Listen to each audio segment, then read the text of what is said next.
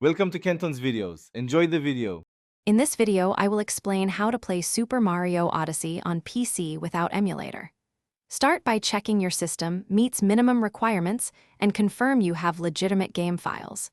Next, install the official store app that supports cloud streaming or PC ports, then enable controller mapping and update GPU drivers. I'll walk you through settings, controller tips, and troubleshooting so you can enjoy platforming with minimal fuss and smooth performance. Before you begin, make sure your internet is stable for streaming options and that local installs have enough free disk space. Buy or access the game through legitimate stores that offer PC compatibility or cloud play, and avoid risky file downloads. Connect a controller, calibrate input in Windows or the store app, and enable performance mode in graphics settings where available. These prep steps prevent problems and keep your setup legal and simple. If you're finding this guide helpful, please subscribe and like the video to support more content. Quick recommendation.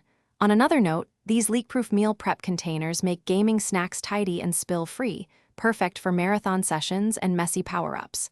They seal tight, stack neatly, and save cleanup time so you stay focused on the run.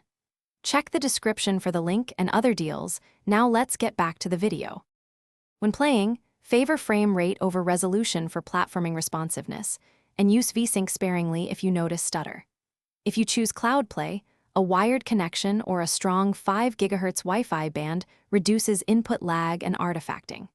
Keep GPU and controller drivers current, close heavy background apps, and verify the game files in the store app if you encounter crashes.